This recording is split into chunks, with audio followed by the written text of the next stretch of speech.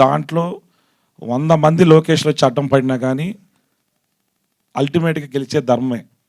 దాన్ని నమ్ముతాను, ముందుకెళ్తున్నాం. దర్శల్ దానికి మా డైరెక్టర్ గారు ఇక 100 ఏనుగులు అంటే అంత బలం ఉన్నవాడు, ఒక సింహం గుండెకెళ్ళాడు. ఇలాంటివన్నీ ఆయన ఎన్నో చూసి చూసి వచ్చి ఇక్కడికి వచ్చినాడు. అందువలన అలాంటి బలమైన వ్యక్తి పక్కన ఉన్నప్పుడు మనకి ఎంతటి సమస్యలైనా ఎదుర్కోగలం అనే ఆత్మవిశ్వాసం ప్రతి మనిషికి ఉంటుంది. దాని ప్రకారం అన్నీ కలగలిపి ఈరోజు అల్టిమేట్గా ఈ సినిమా ముందుకు తీసుకురాబోతున్నాం అని చెప్పి తెలియజేసుకున్నాను. Thank you sir. చివరికి ఫిగర్ అయితే చెప్పలే కానీ దీనికి ఒక మంచిది చెప్పారు. ఈ ఎక్స్టెన్షన్ చెప్తాను.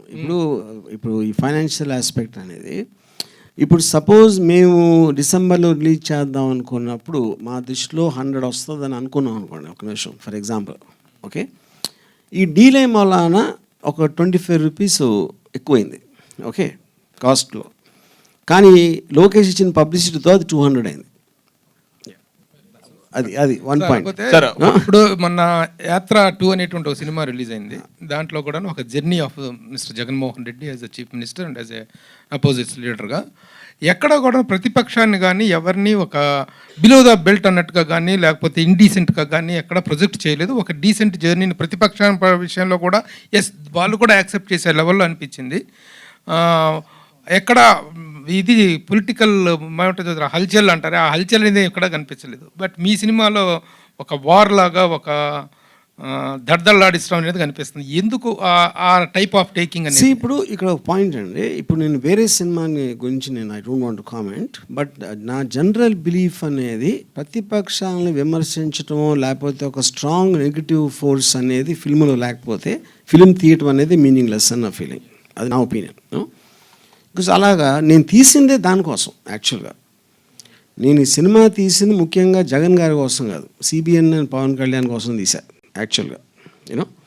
సో ద పాయింట్ ఈజ్, మీరు కౌంటర్ పాయింట్ అనేది మీరు రీసెర్చ్ చేయగలిగితేనే మెయిన్ పాయింట్ కన్వే అవుతుంది.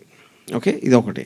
రెండోది, ఇప్పుడు దాసరి కిరణ్ చెప్పినట్టు, ఇప్పుడు ఫ్రీడమ్ ఆఫ్ ఎక్స్ప్రెషన్ అనేది if you cannot offend somebody else you don't need the freedom, you know. ఇప్పుడు మీరు లోకేష్ మెయిన్ పాయింట్ ఏంటి, మమ్మల్ని కించపరుస్తున్నారు లేకపోతే మా ఫాదర్ని ఏదో అంటున్నారు అంటే, వాళ్ళు పొద్దున్న లెగిస్తే జగన్ సైకో, జగన్ బాబాయిని చంపేశాడు, గొడ్డలు ఇది, దొంగ, మోసగాడు, వాళ్ళు రియల్ టైంలో టీవీలో మీటింగ్లో స్పీచ్లు చెప్తూ ఉంటారు. ఇది సినిమా అనేది ఫిక్షనల్, దాంట్లో రామ్ గోపాల్ మా ఇంటర్ప్రిటేషన్లో ఆడేదో అంటూ ఉంటే అది నా నోరు నొక్కేయాలన్న ఆలోచన ఉండి తన నోటితోటి ఎగ్జాక్ట్గా నేను చెప్పిన దానికన్నా 10 రెట్లు అంటే అంతకన్నా స్టూపిడిటీ ఉంటుందా? So that is where I think the court understood the case. Yeah.